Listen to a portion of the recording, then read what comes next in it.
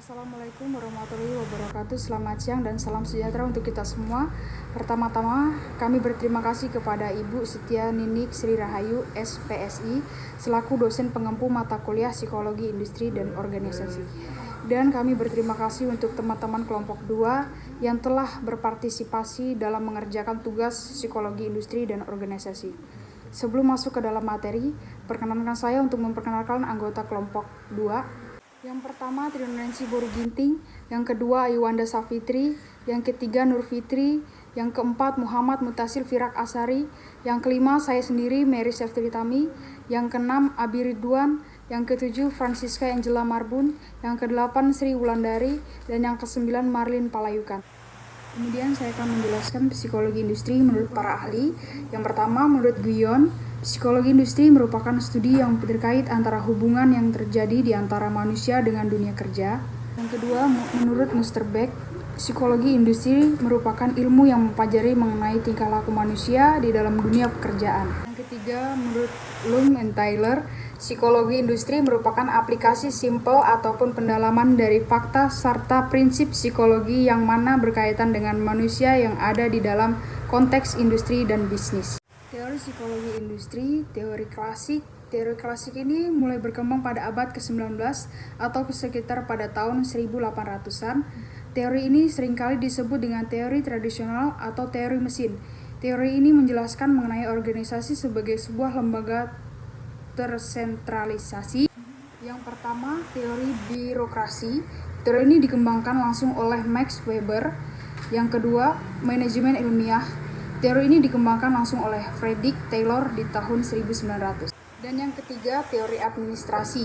Teori ini dikembangkan langsung oleh Henry Fayol dan Lindell Arwix, serta kontribusi dari Money dan Reilly. Teori psikologi industri yang berikutnya yaitu teori neoklasik.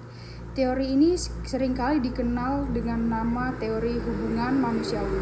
Teori neoklasik ini muncul sebagai penyempurnaan dari teori klasik serta ketidakpuasan dari teori klasik. Penekanan pada teori ini lebih kepada aspek sosial serta psikologi karyawan yang kemudian menjadi individu ataupun kelompok kerja. Hugo Mosterbeck sebagai penulis psikologi dan industri efisiensi menjadi salah satu dari pencetus teori neoklasik. Dalam teori neoklasik ini, ada 3 hal yang dibutuhkan dalam pembagian kerja, antara lain adalah yang pertama, partisipasi ataupun keterlibatan terhadap semua orang dalam mengambil sebuah keputusan. Yang kedua, perluasan kerja yang mana kebalikan dari spesialisasi pekerjaan. Dan yang ketiga, manajemen yang berasal dari bawah ke atas yang mana akan memberikan kesempatan untuk bawahannya untuk bisa berpartisipasi di dalam mengambil sebuah keputusan. Berikutnya, teori modern. Teori ini mulai berkembang pada tahun 1950 dan disebabkan karena adanya ketidakpuasan pada 2 teori psikologi industri yang telah muncul sebelumnya. Banyak yang menyebutnya sebagai teori terbuka atau analisa sistem. Teori ini perpaduan dari kedua teori sebelumnya. Banyak sekali unsur-unsur organisasi yang berkaitan di dalamnya. Menurut penjelasan teori modern ini, semua unsur yang ada di dalam organisasi nantinya akan saling bergantung serta menjadi sebuah kesatuan.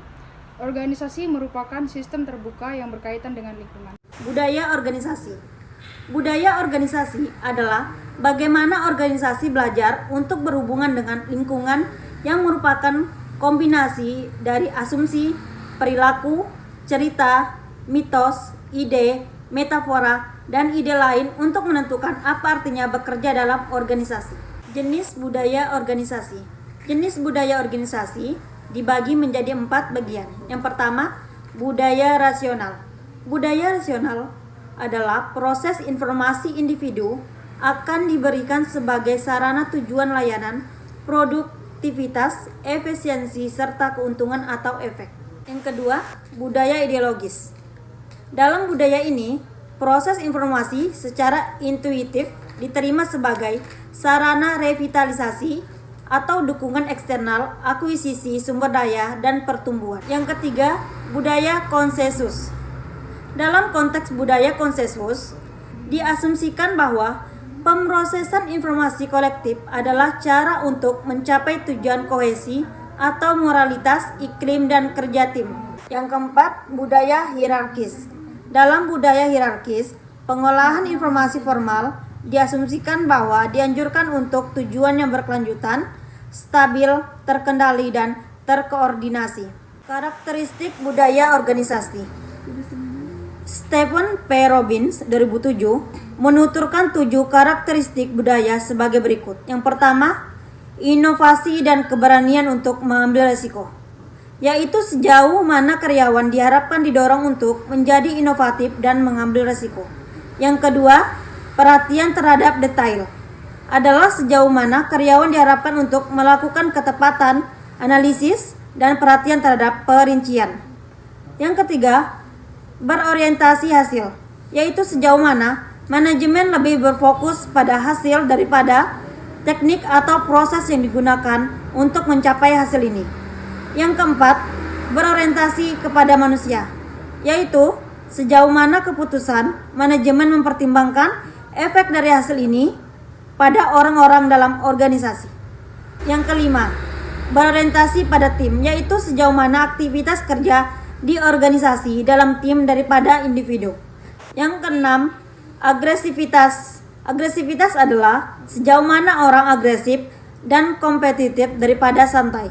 Yang ketujuh, stabilitas. Stabilitas adalah sejauh mana kegiatan organisasi menekankan status dibandingkan dengan pertumbuhan. Bentuk budaya organisasi. Yang pertama, network culture.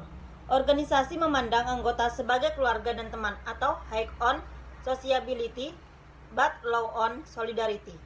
Orang-orang dalam network culture sangat bersahabat dan bersukaria dalam gaya, cenderung berbicara tentang bisnis secara bebas, kebiasaan informal, dan menggunakan banyak waktu untuk sosialisasi dan tanpa masalah, serta saling mengetahui satu sama lain dengan cepat dan merasa bahwa mereka adalah bagian dari organisasi. Yang kedua, mercenary culture.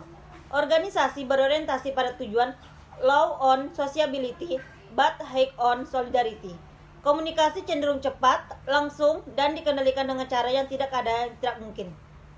Tidak toleran pada kebiasaan menghabiskan waktu, menonjolkan bisnis dan omong kosong, toleransi dalam menggunakan waktu yang lama untuk mewujudkan tujuannya. Yang ketiga, fragmented culture.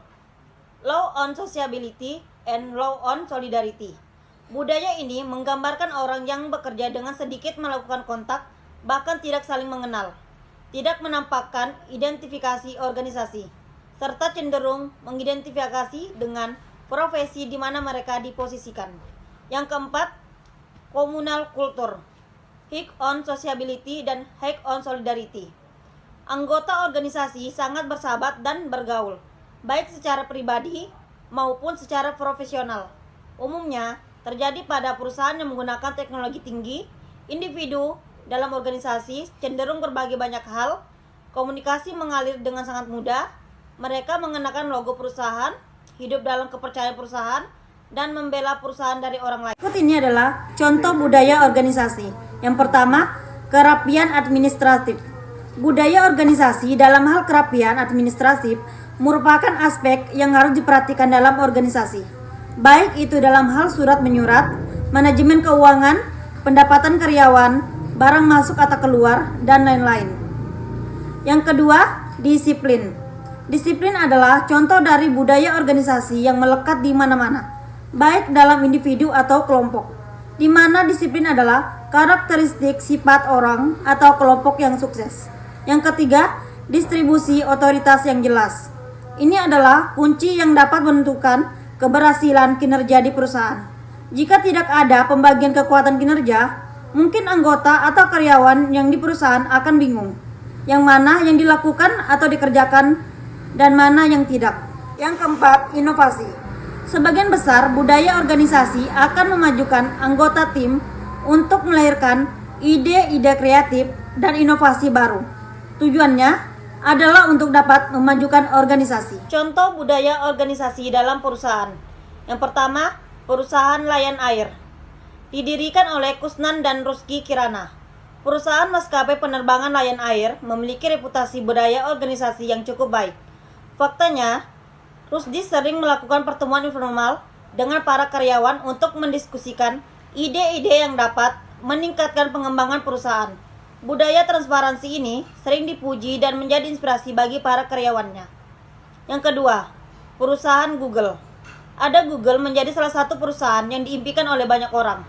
Selain mendapatkan predikat sebagai perusahaan terbaik di dunia, perusahaan raksasa teknologi ini juga dinilai memiliki budaya organisasi yang baik. Selama bertahun-tahun, Google berpegang pada budaya kerja yang kasual atau terkesan santai. Yang ketiga, perusahaan Facebook. Didirikan oleh Mark Zuckerberg. Facebook memiliki budaya kerja yang dapat mendorong karyawannya untuk bersikap kompetitif, namun tetap nyaman untuk bekerja di dalamnya. Bahkan, menurut survei yang dilakukan oleh PayScale, 93% karyawan Facebook mengaku sangat senang dan puas ketika bekerja di perusahaan media sosial ini. Studi kasus. Yang poin pertama, kasus diberikannya sanksi kepada Citibank oleh Bank Indonesia. Sanksi tersebut diberikan terkait kasus pembobolan dana nasabah dan kematian satu nasabah kartu kredit Citibank. Tidak membuat Citibank melakukan pemutusan hubungan kerja atau PHK terhadap 3.000 karyawan. Para karyawan tentunya sudah merasa gelisah dan khawatir akan nasibnya. Terkait sanksi yang diberikan Bank Indonesia mengakibatkan mereka tidak bisa melakukan pekerjaan. Namun hal tersebut dapat diatasi oleh Citibank dengan melakukan rotasi karyawan dan membuat program baru untuk para karyawan tersebut. Citibank tidak lantas memecat mereka, namun memberikan harapan baru dengan membuat program baru yang dapat dikerjakan karyawan tersebut dan juga merotasi karyawan untuk bekerja ke bagian lainnya sampai ke sanksi yang diberikan usai.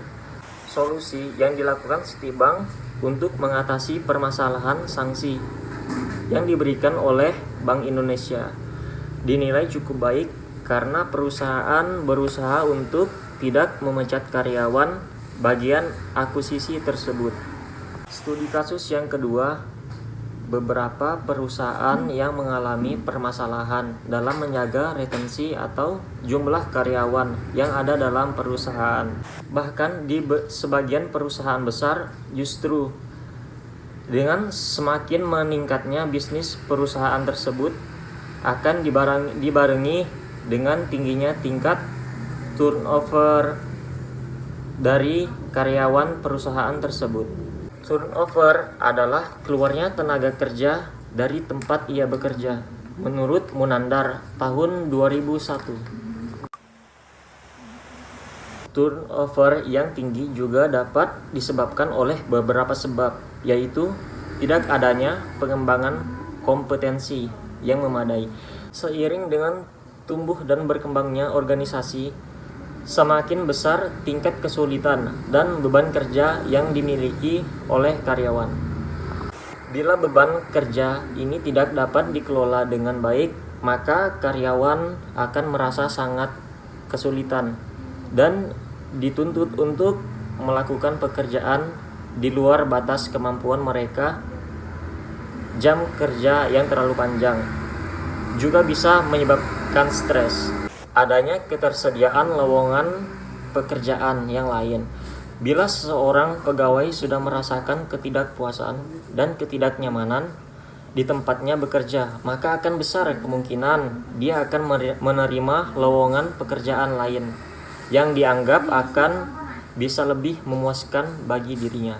Penghargaan. Apabila perusahaan tidak memberikan penghargaan yang pantas, walaupun sang karyawan telah menunjukkan performa kerja yang baik, maka hal ini dapat menimbulkan kejenuhan dan ketidakpuasan karyawan. Cara menangani turnover yang tinggi. Pertama, melihat faktor-faktor yang mempengaruhi motivasi karyawan. Nah, di sini gaji seringkali dilihat sebagai faktor utama, namun bukan itu salah satunya. Faktor-faktor lainnya yaitu lingkungan kerja, termasuk kondisi fisik tempat kerja yang ada. Selanjutnya, hubungan dan suasana kerja. Kesempatan mengembangkan karir dan penghargaan. Cara menangani turnover yang kedua. Perekrutan yang dilakukan perusahaan hendaknya merupakan pegawai yang memiliki kualifikasi yang diharapkan dan sesuai dengan sifat pekerjaan yang ada. Sekian penjelasan materi dari kami. Terima kasih atas perhatiannya. Assalamualaikum warahmatullahi wabarakatuh. Selamat siang.